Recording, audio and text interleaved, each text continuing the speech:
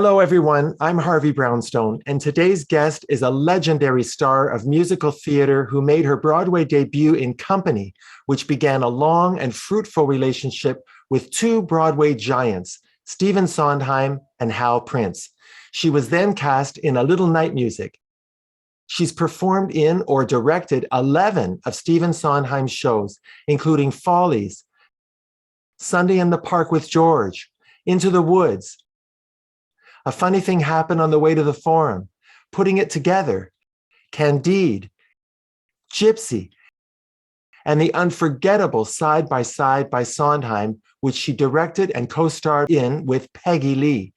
She's worked with many of the greats in theater history, including Onna White, Michael Bennett, Stephen Schwartz, Michael Feinstein, and many others.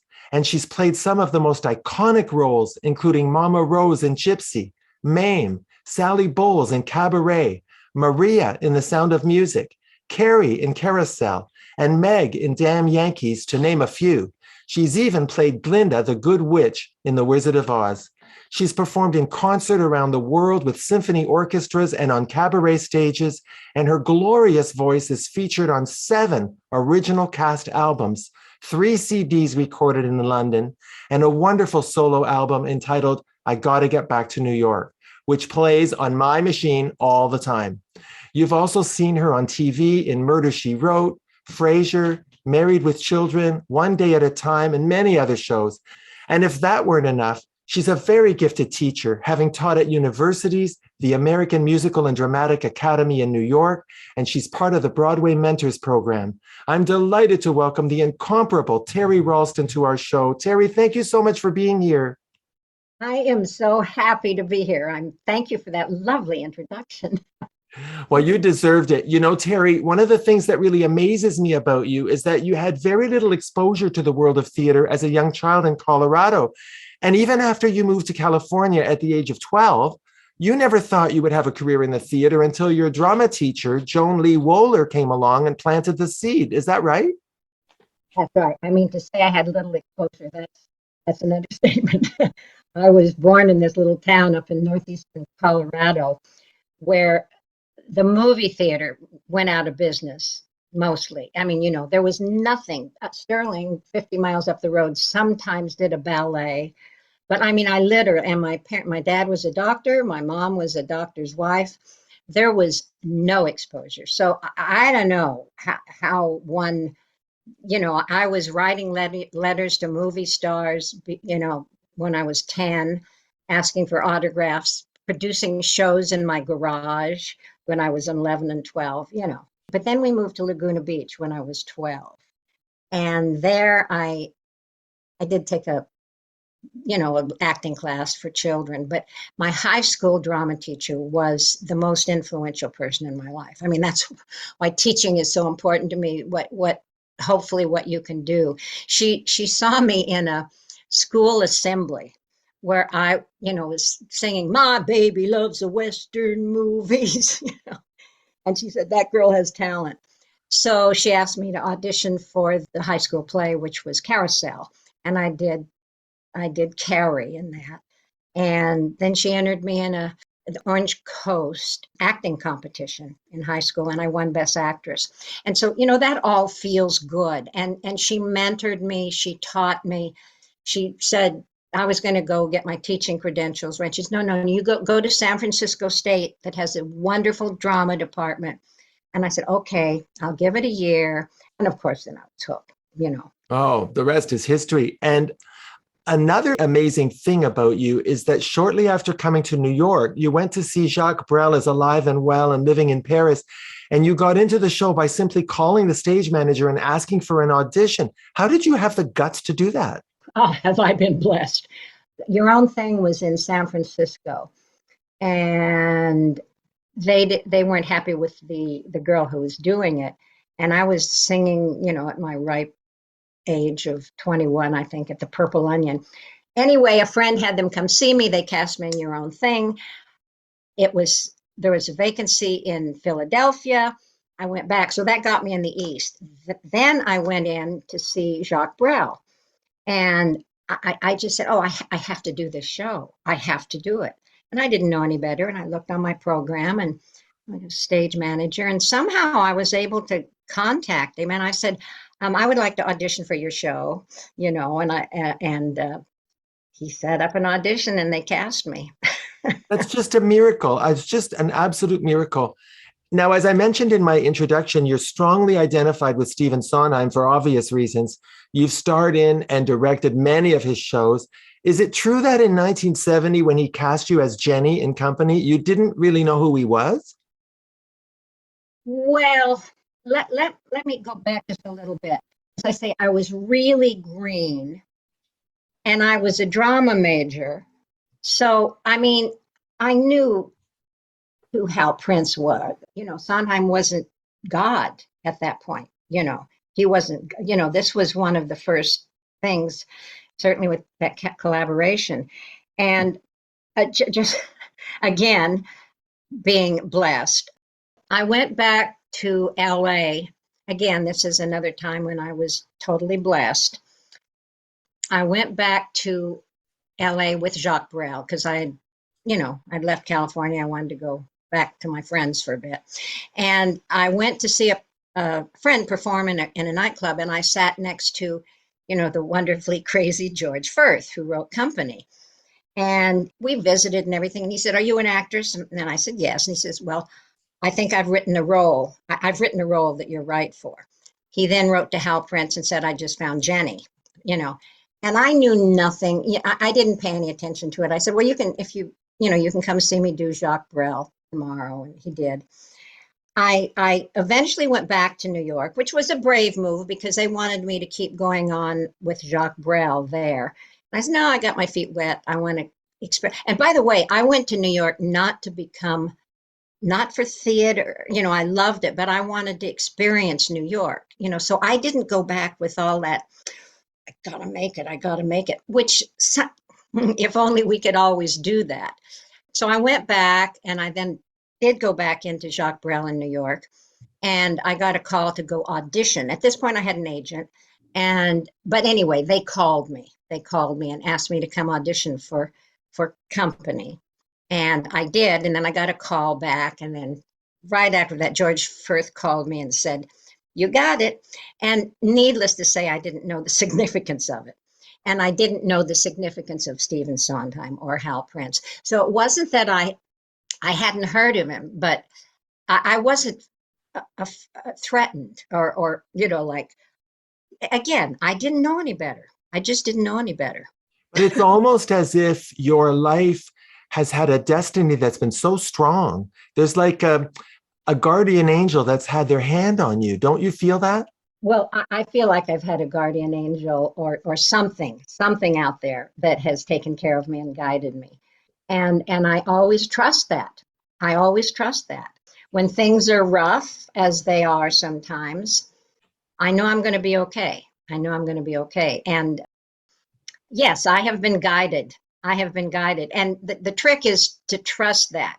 I mean, I don't think we can just sit back and wait for things to happen. I think we have to initiate and put ourselves out there and do it. But we also need to trust. So what was it about the chemistry between Stephen Sondheim's writing and your talent that made you so perfect for his material? Oh, golly, that's a good question. I think a lot of people are perfect for his material. Not like you. Oh, well, thank you. Well, for one thing, I am blessed, and I never take this for granted. I'm blessed with a good voice that can do anything, So his stuff can be very rangy. I think also what's also been so important to me is because I haven't had to worry about my voice.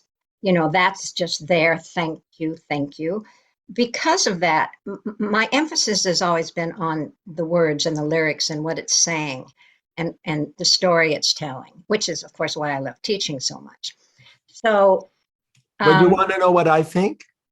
Yes, please. Well, I'll tell you, first of all, that I remember very clearly the first time I saw you. It was in 1970, and you were in a documentary that was filming the original Broadway cast album of Company. Do you remember that? Oh, yes. I feel that when you sing, there's a vulnerability about you that makes the audience member feel like you're singing only to them. And that is what I think creates the magic with Stephen Sondheim's melodies and lyrics. It's the voice and your ability to pierce through to every single person listening to you. It's quite remarkable. Oh, that's lovely. Thank you. Well, the vulnerability is it being able to show one's vulnerability is not always easy. And I find that in teaching, of course, too. But it's something that's so important to me to let people in, to let them in and let and share from within. Well, it's a gift. And then Well, it's such a gift. And then on April 13th, 1971, you appeared on the Johnny Carson show with Beth Howland, Donna McKechnie, Larry Kurd, Phyllis Newman. That must have been so exciting for you. well, it was. It makes funny because I do have a funny Johnny Carson story. I don't think I sang though. Did I sing? I don't. Yeah. Oh, I did sing. I did Bless This Day. Yeah. Oh, but I didn't get to talk. That's what it was. Yeah, I sang, but I didn't get to talk. Yeah, it was exciting. I'm not remembering. Well, now Yeah. I've got to ask you to tell me the funny Johnny Carson story. Well, I had a manager for a while who was managing me in the cabaret world. And he wanted me to go to this club. It was Rodney Dangerfield's club. And where you you went and you just sang and kind of showcased, and that's not my thing. I like to work with the pianist and sing, but I agreed to do it. So I went, and Johnny Carson happened to be there that night. And of course I am not getting up and because they were songs that were probably like God Bless the Child, and I mean not really cabaret. Summertime, I think summertime, Yeah. And so Johnny ended up sitting next to me, and I kept waiting for him to leave. And well, evidently there was someone there that he thought was attractive. So he stayed till the bitter end, till everybody was gone. And I then had to get up and sing. Just basically to Johnny Carson, these songs that were all wrong. It was just horrifying to me. Well, maybe the person he found attractive was you. No, it wasn't me. Now, I know you've played Sally in at least 3 productions of Follies, and you've said many times over the years that Sally was your favorite role. Why? Oh, that's just one of those roles I was made to play. Hal Prince always, well, we had a wonderful relationship, and he said, "You're my favorite All-American." And when he was doing a little night music, he said, "There's not a place for it for you at that point." He says, "I want it to be very European, and you're my All-American girl," which of course is Sally. Now, when Dorothy Collins left Follies, Hal had this bright idea. He and Judy Prince were out on Mallorca, in their place in Mallorca. And he called Ruth Mitchell, his, all-time assistant, and said, "Can we make Teri look old enough to take over for Dorothy?" I was in my 20s at this point. So, we did all this stuff. We got me a wig and we dressed me up and I came to the theater. I was doing a little night music at the time. And I came in and nobody recognized me except when I walked out on the stage. Hal said, "Hello, Teri." And I said, "How'd you recognize me?" And he said, "Well, I wouldn't miss that walk anywhere." So I auditioned for Sally, and I did a good audition. But now this is still how green I was. If you can imagine someone doing this, I sang Losing My Mind. And of course, Steve was there. I sang Losing My Mind. And I sang it with a different module. It was an arrangement I had. And it was a different modulation than Steve wrote. And the poor piano player, Steve said, "What's that modulation? What's that?" And the poor piano said, "Well, it's in the music." That's how green I was. But at any rate, of course, I was too young. And they kind of at that point said, well, what do we do now? And they said, well, we wait. So I had to wait a number of years. And then the first kind of big production that was out of New York was at actually San Jose Civic Light Opera. And Harvey Evans did Buddy. And I got to do it there, was the first one I did. And I just love Sally. I love her vulnerability. I love her passion, and the songs she sings for sure. Yeah, it was just the right fit. I just think, I was supposed to do that role. Well, of all the roles you've played, which is the one that most closely resembles the real Teri Ralston? Well, at the time, well, again, I was too young for it. Well, resemble. I love getting my act together and taking it on the road. I actually took over for Gretchen, who wrote it. But that independence and that honesty of the woman. I wasn't, as fanatic, but hell with age, and this and that. I've had 3 roles in my life that, where I saw the show and I said, I have to do that role. The first one was The Fantastics, which I did in San Francisco, which of course I just love doing. And then the second one was when I saw Getting My Act Together. No, and then Jacques Brel. Well, now, as you know, our show is filmed in Toronto, and I remember seeing you in a wonderful Cy Coleman show here called Home Again, which for some strange reason never made it to Broadway. What happened? Very good. You thought it was wonderful. I thought you were amazing. Well, thank you. Thank you. Yes, I was the leading. That went through a lot of trauma. Now, mind you, I had already been through Baker's Wife. So, living through Baker's Wife, I could do anything. I could survive. I was always the one in the show that at one point I broke down crying and Gene Sachs said, "Oh, I can't believe I made Teri cry," because, I was, the thing was, it was wonderful people involved, but the stories just didn't tie together. They were like vignettes, and it was a wonderful score. Dick Shawn was crazy, he would, like, if he could have flung me over his shoulder as a prop.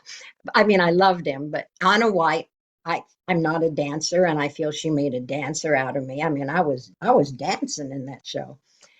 Well, I have to tell you something very special to me. I was 15 years old, and I waited at the stage door, and a whole bunch of them left with no time to sign. But you signed my playbill, and it was the very first time a celebrity had ever done that. And I've cherished it my whole life. So now I get to thank you publicly. Oh, I love that. Thank you. People don't talk about that show very often, Well, it was exciting. It was very exciting. It's the first show I ever saw. And the thought that so many years later I'm chatting with you is kind of surreal. Oh, that's lovely. I will tell you one funny thing. We when we were reworking it and we came in, I guess some of you remember coming in, and Lisa Kirk was, of course, played my mother. And we came in one day and her shoes weren't out in front. Her whole role had just been eliminated. She was just cut. So it was really Anita Morrison and me. We were the only 2 females in a very male show. Onna White and I remember, I had my dog, and she was a big dog lover.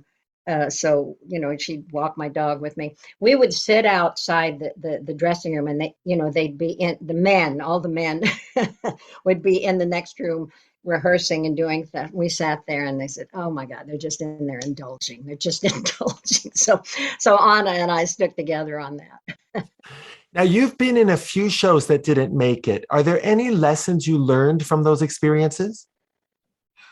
Well, I always felt that one lesson I learned from Baker's Wife is, and oh my God, I made so many mistakes with that in terms of trying to stand up for what I thought was right. Again, oh God, I was young and rebellious, I guess, but is that you don't have to And you shouldn't necessarily always trust people because they're in a powerful position.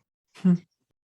I mean, not to badmouth David Merrick, but it wasn't pleasant working with him, you know, and he wanted to get rid of Topol, and they were going about it in some bad ways. I mean, Topol was, you know, he was a bad boy in that he said he wouldn't rehearse if they didn't rewrite the book. I mean, that was 8 months on the road. You know, that was a lot of pain and a lot of stress. But that's one thing I learned. I think another thing I learned, took me a long time to learn it, is that the only control we have over our lives at all is the ability to say no.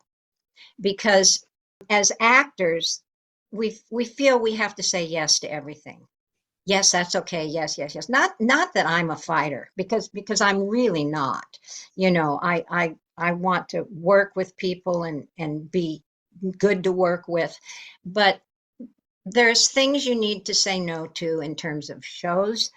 You know, everybody always talks about the priorities of why you do shows, you know, money, it furthers your career, you know. Mine was never any of those things, and I don't regret it. It was, is it geographically desirable? And, you know, yes, is it a role I want to do? But I never chose things for the money. So that's something else I learned. That was a right choice for me. Does it sometimes make you sad that all those amazing stage performances you've done are not captured on film so that audiences could enjoy them forever? I wish all those Broadway shows you did were filmed at least once, don't you? I know. Well, it's sad to me that the original casts of those shows, Company and Night Museum, that they did film the road companies, but they don't have, you know, the original cast. And, you know, the original casts were, you know, absolutely amazing. Oh, you know, speaking of which, I've been going through a lot of stuff because I bought my place in Palm Springs. I don't know. This is just something I found that's so wonderful. It's the first page of Company, the opening song. Wow, that's amazing.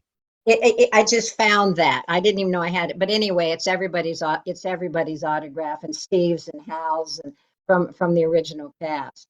I So, think you should get that made into placemats well, when you have dinner parties.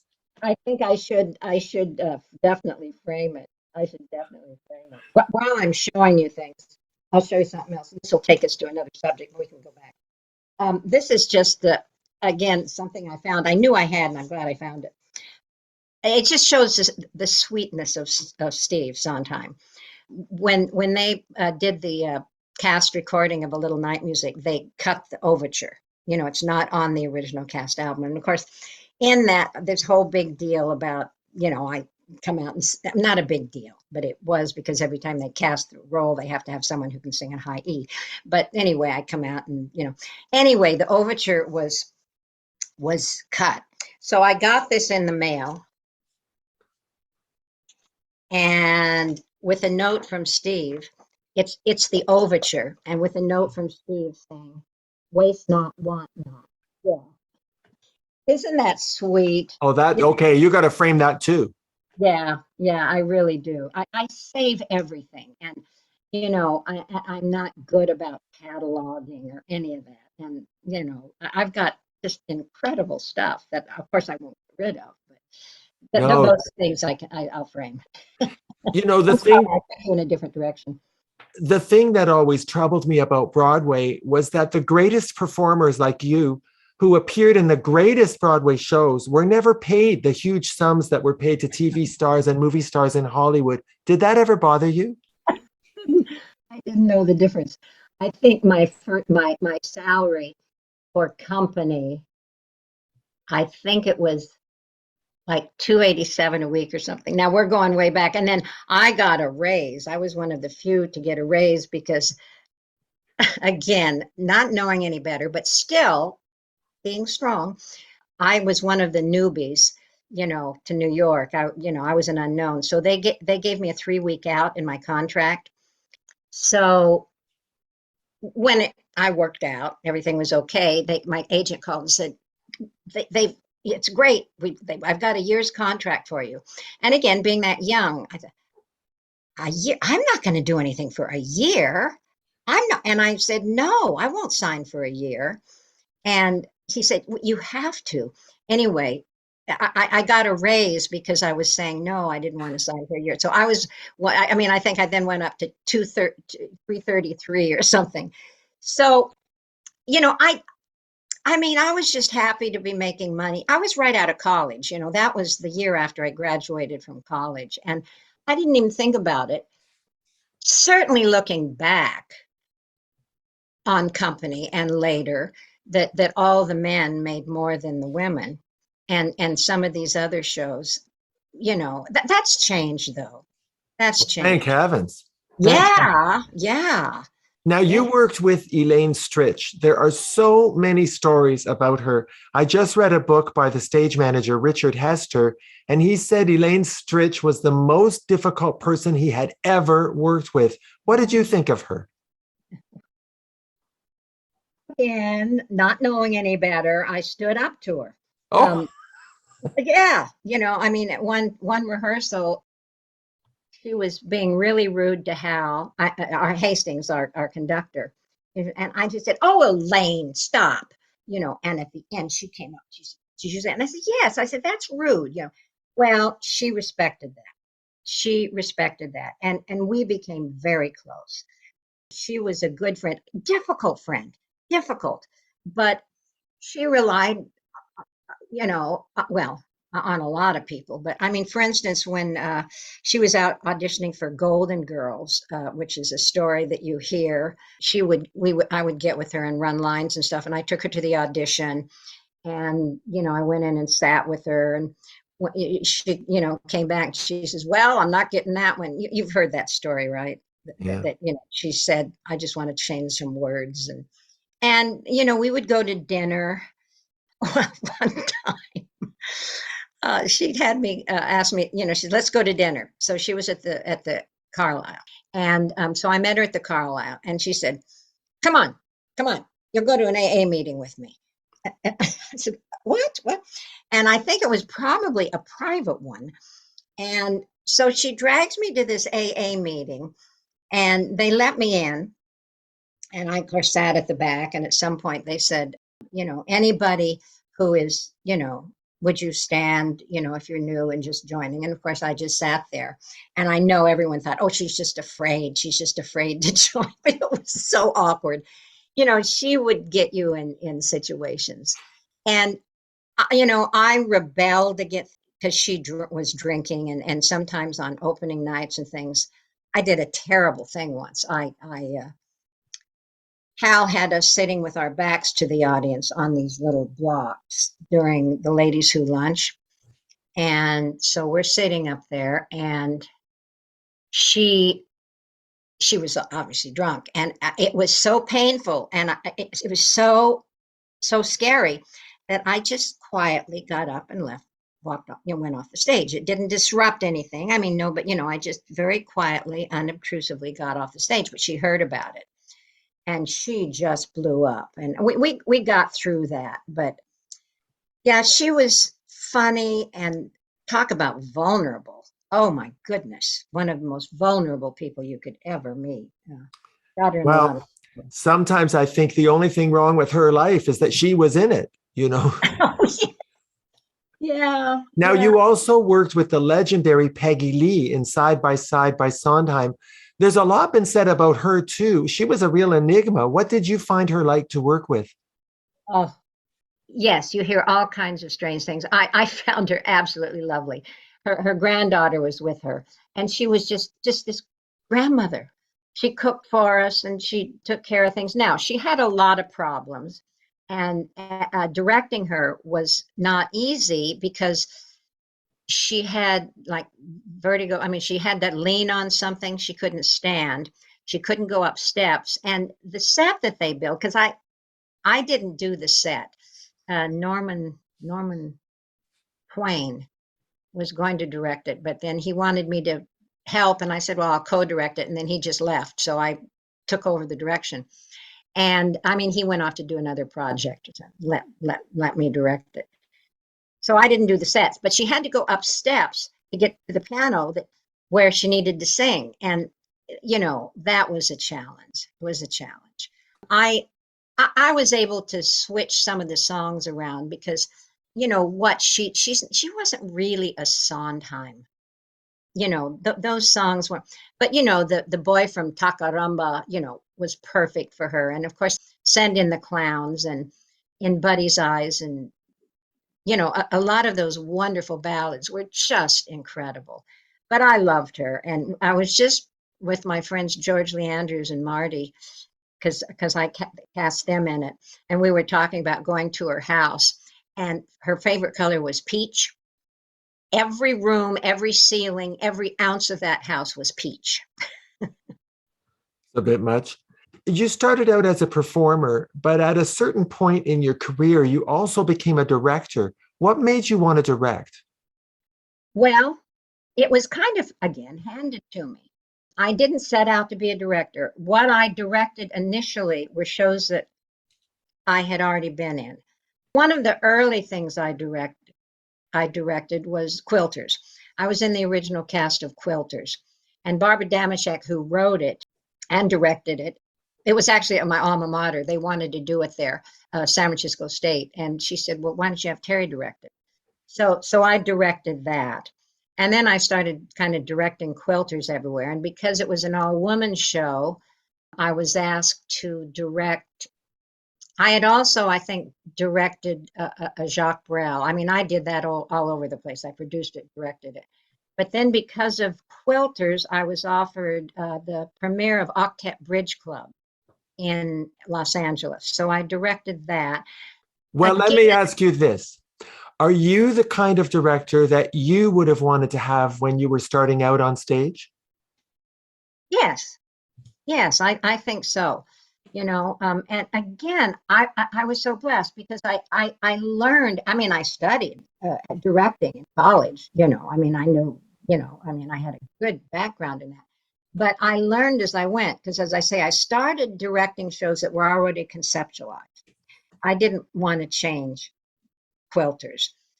I've directed, the Fantastics. I did initially, as I say, shows that I'd been in.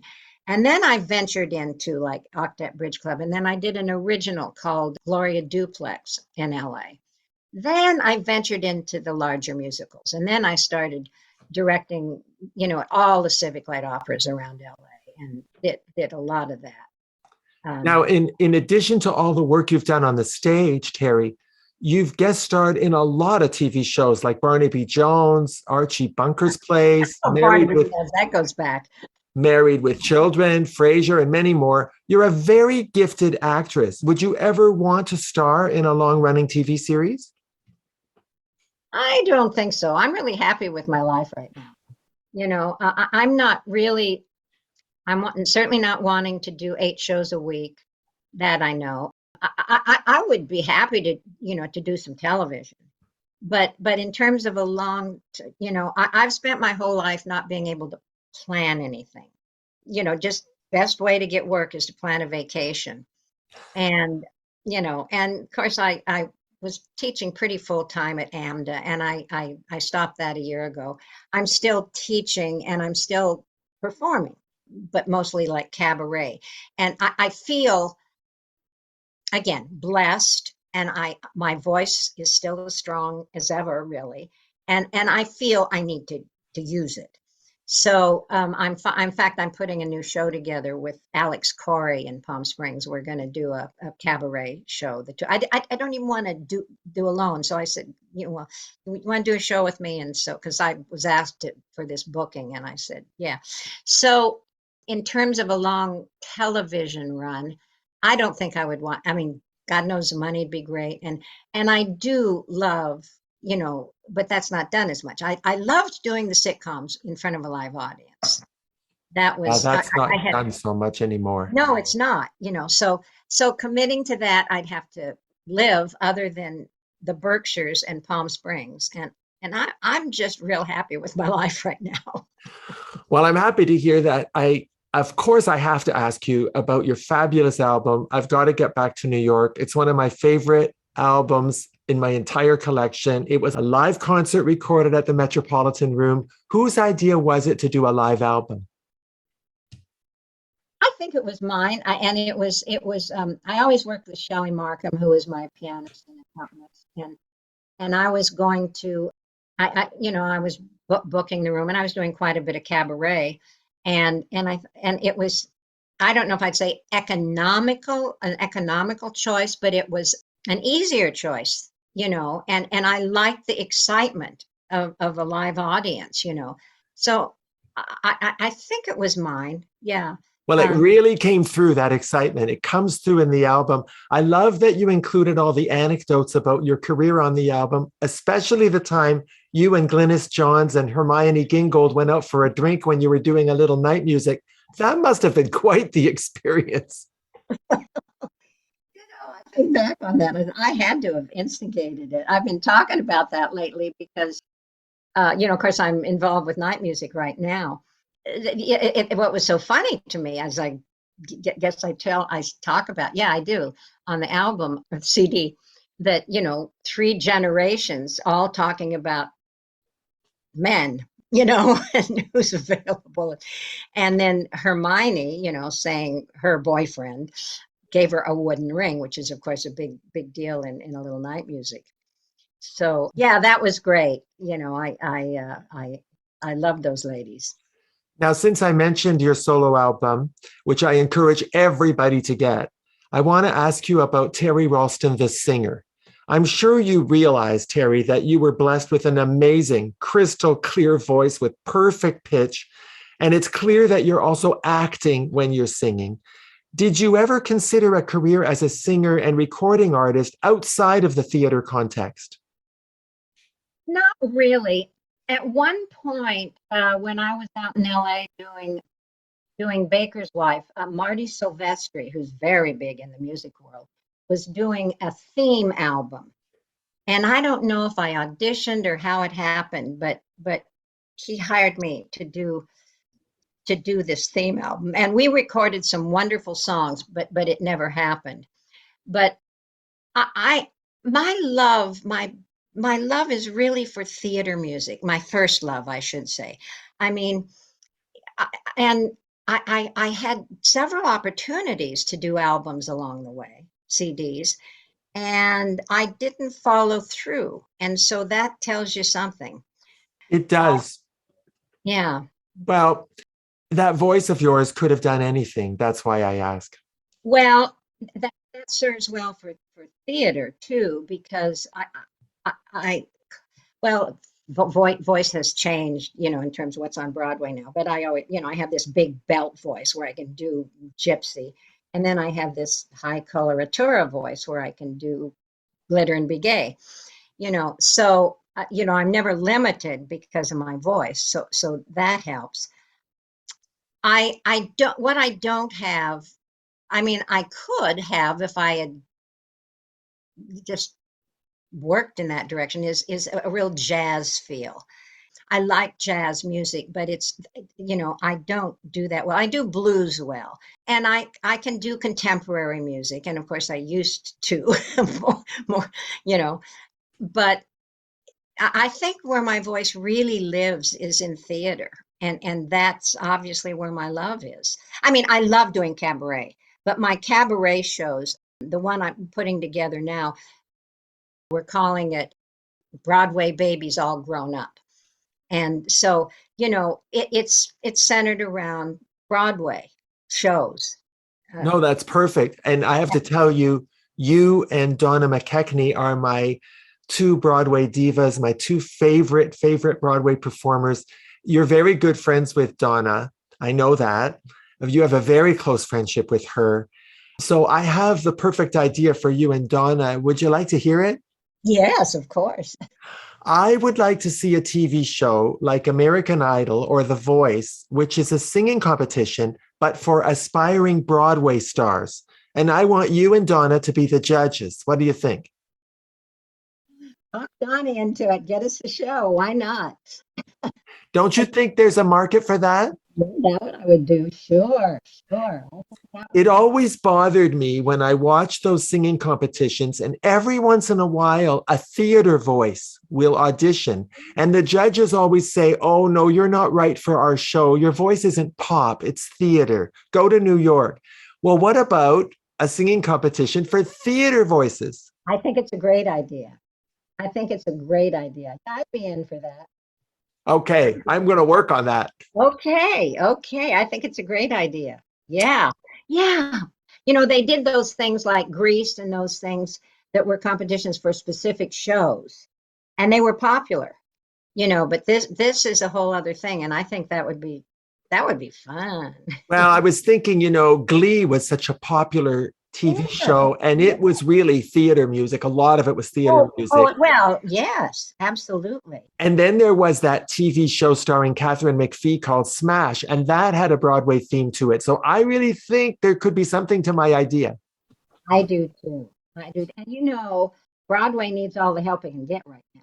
You know, shows are closing and we need to reinvigorate The that public. that could help. That could definitely help. It's a great idea.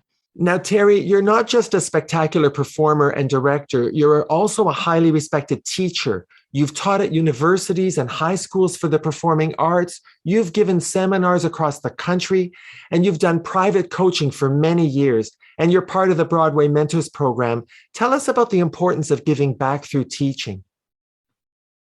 Well, as I say, I go back to my incredible Joan Lee Wohler, who was my teacher. You you have a chance to help guide people, and the rewards of I just taught a class of 10 students at Barrington Stage. They have a summer program, and I just taught in that program. And you in a I mean, I have ways of helping students make choices that make an immediate difference, as also is true with what I teach vocally and the breathing technique. And it's like magic, if I do say so. And so you see these immediate results, and it is so rewarding. And the students are like, "Oh my God, that felt so good." You know, it's so rewarding. As I teach classes and they get up and perform, the rewards I'm feeling is as great as if I've done a performance I'm happy with. You know, it's just great. It's becoming, not to go deeply into this, it's becoming a little difficult in some of the schools right now because of all of the classes and things of you have to be so careful, you know, about songs that you suggest. And you know, young people are feeling they're very empowered right now, which is fine, but they sometimes overdo that. I get it. I totally get it. Yeah. Now, in your teaching, do you touch on the importance of the business side of show business? You know, I'll tell you something. I went to school. I went to school at San Francisco State University. And we didn't deal much with the business end of it because we weren't in the mainstream. When I directed Into the Woods at USC, and opening day, the gal playing the witch said, "Oh, I've just been offered Under Five on television opening day. What should I do?" And I said, "What should you do? You don't do that. You know." And I thought, boy, am I, you know, the kids in these areas that focus so much on the business don't have the same perspective. And I am grateful that I, you know, had this opportunity, art for art's sake. Now, when I teach, yes, I talk about find a way to make a living.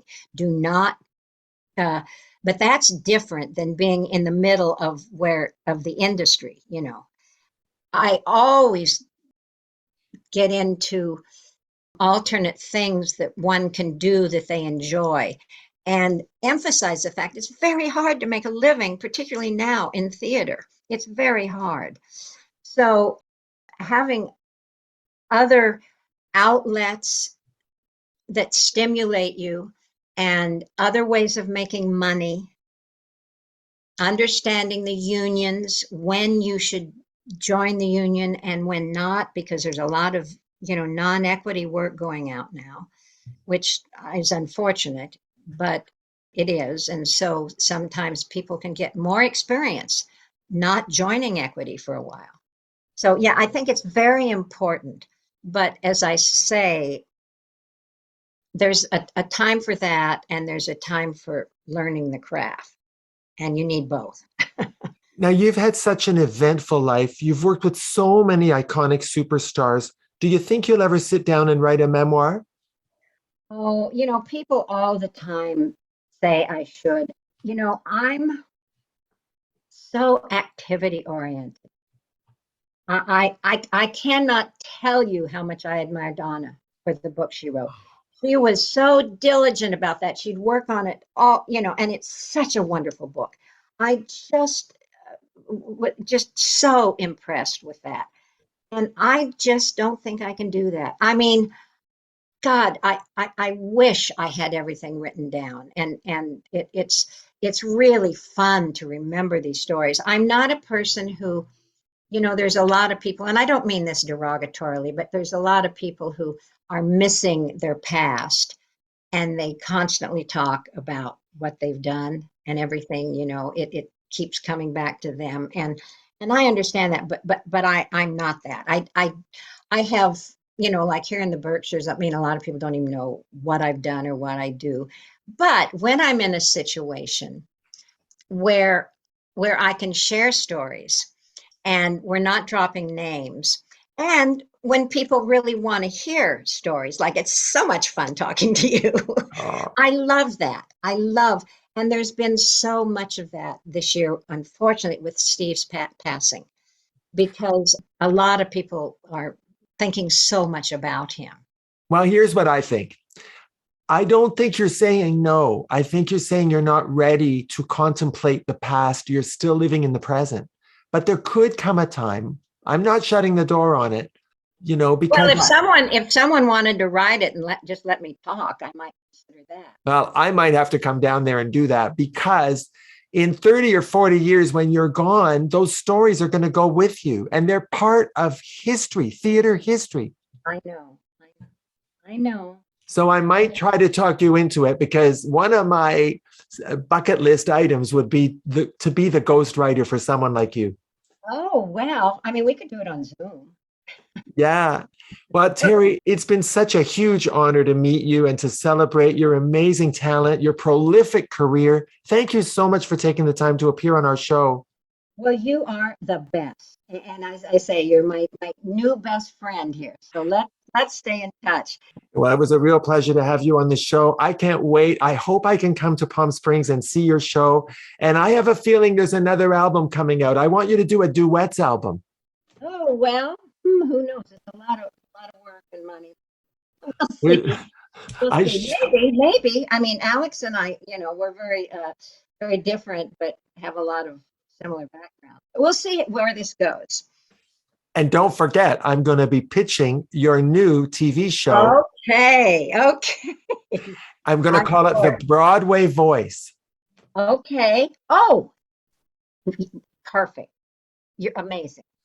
Our guest has been Broadway superstar Teri Ralston. My name is Harvey Brownstone. Thank you to our producer, Steve Silver. Thank you all for joining us. See you next time. Thanks for watching. Be sure to check out all the great interviews on the Harvey Brownstone Interviews YouTube channel. Don't forget to subscribe and ring the bell to be notified when new videos are posted.